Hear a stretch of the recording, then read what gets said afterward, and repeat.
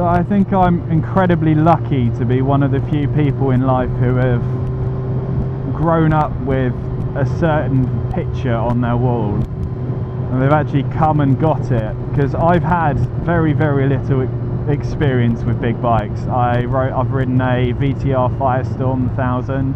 I love the look of it. I think they're a great looking bike, but the way I ride, it just didn't really work with me. It was very nice, but all the grunt is so low, you feel like you have to change gear every 30 seconds to keep it going. So you bang on the power and then suddenly it's out of power, so you got to bang it up a gear again. It just felt you were doing it so, I don't know what the speed limit's here, you were doing it so quickly that, you know, you didn't get a chance to open up. But you were, you know, by the time you banged up into third gear, you know, on this thing you're going like 110 miles an hour. But on this, you get that feel, that momentum. Yeah, you don't have all that low down torque, but the higher you go in the rev range, the faster you go, which is what appeals to me. It's what sings to me when I'm on a bike. It's like, yeah, screaming. And we're going to go all the way around. Oh, let's go to Sandwich. I think we went past Sandwich. But it's just, that's what appeals to me when I'm on a bike. Just that, the faster you go, or the louder it is, the faster you go. And I don't know, I'm just a brutish thug. Oh, I love this bike. I think the only thing I am going to ruin it. I know all of you die-hard fans out there are going to be like, no, you can't do that, just go and sort the tank out. For the time being, it's going to be a lot more cost effective, especially if I'm stupid on this thing and I drop it again or something like that. You know, it's my first big bike, so I mean, I'm riding a bike I do absolutely love, and I'd be absolutely devastated if I've been it again. But I think it's going to be more cost effective to get another tank bag and chuck that on top, because if I go and get everything looking spanking shiny and awesome again and I do something nasty to it, I'm going to get really upset. Whereas on my 400, yeah, I know I'm getting that all spanking and nicey and shiny and pretty, but if I go and bin my 400, it's not going to be the end of the world, because no matter what I do with that bike, it's still a high mileage old CBR 400RR NC23. So it's not the 29, which is the gull arm, even though it's apparently the better version. I've heard a lot of people say it is the better one, with the 18-inch rear wheel. You know, a lot of people do prefer the gull arm because it's the slightly later one. But if you look at the modern day superbikes, they've still got the tri-arm style, you know, tri-arm style swing arm, because you've got all of that strength and it's so light, which is awesome. But each to their own. I'm just going to waffle on. But yeah, I don't know, maybe one day I'll sort it out, and I'll, you know, I don't think I'll ever sell the 400, because as I think I've said in previous videos, I just absolutely adore it. It's such a fun, easy go bike to ride, and you can use it in England. You can properly use it without it being illegal. So you can bang it up and down the gearbox because it's a smaller bike. So yeah, okay, hands down on the motorways and the fast roads, this is going to beat it hands down. As an everyday practical bike though, and I don't have any motorways on my way to work, so you know, it makes sense just to have the 400.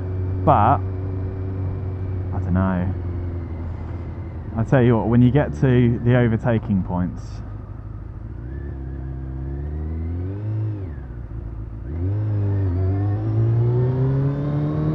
and you've got all of that power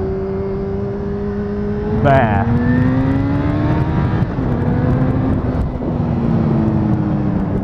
I don't know this area as well, so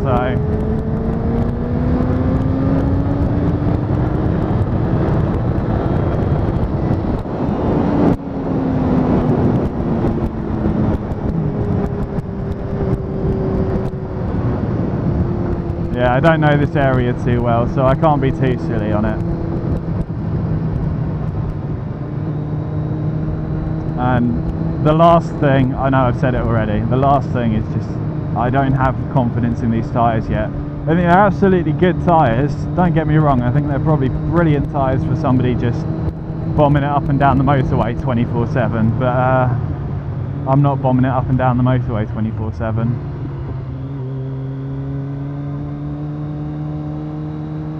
I'm in the twisties and I definitely do want something a bit stickier.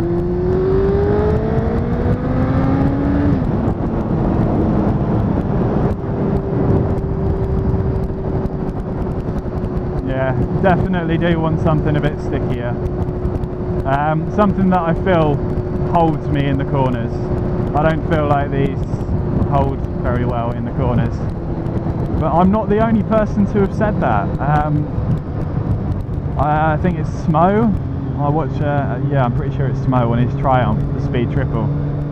I think he's got the Diablo 2s now, but he's chosen them because he does a lot of 2-up riding and doesn't bomb it round all the time. So it's not, you know, he said they're still good tyres, which I think they are, but they're just not as confidence inspiring. You know, the best tyres I've had on a bike were the BTO 90s on my 400 or the BTO 23s on my Z750. Both, yeah, Bridgestones, and I think they just work for me.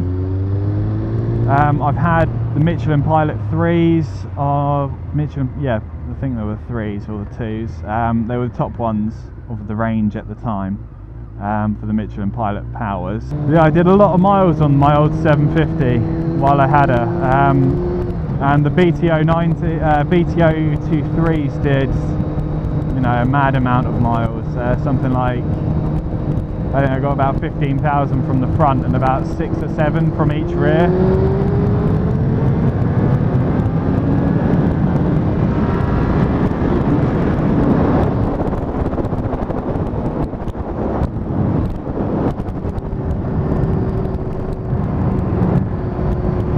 Oh, okay, not good while you're wearing Kevlar jeans. No, no, no, no, no. In my leathers, yes please, not in my jeans. Oh, it just keeps going. It does, it just goes and goes and goes. Oh. But yes, back to tyres. So the BTO 23s must have done, it was really high mileage. My route to work was all twisty, so they stayed round the whole time as well. I will say this, they probably did go a little below the limit. Not completely bald, but they weren't really too far off, maybe half a mil off completely bald. When I took them in, oh birdie, when I took them into the garage to have them changed, I just took the wheels in, jack the bike up, take the wheels off, bang them in, swap them over. They said probably the thinnest tyres they've had in a while, but there was no metal coming through, so they weren't that bad. But yeah, that's when I had the Metzelers. What did I have? The Roadtech 8 or Roadtech 6? I'll have to look that one up. Basically they were again the top end of the Roadtech stuff.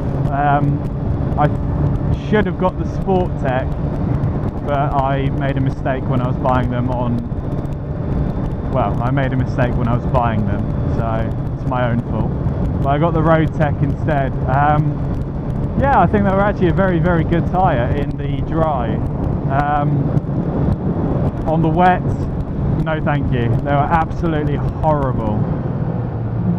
Just felt skiddy all over the place, slippery. I kept locking up the back wheel, and this is on a bike that by that time I've been riding for 3 years.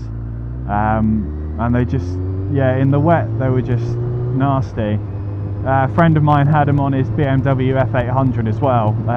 Actually, we went on our Wales trip and we both had the same tyres, and he kept saying the same thing.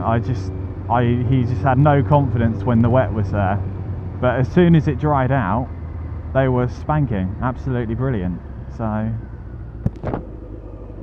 right, anyway, here we go. I think we've come to a nice little end.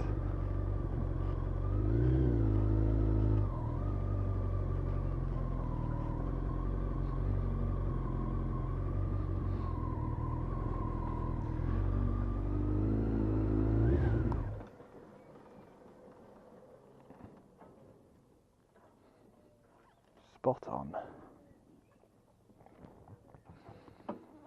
So I will leave you there and pick up on the next ride. Bye bye.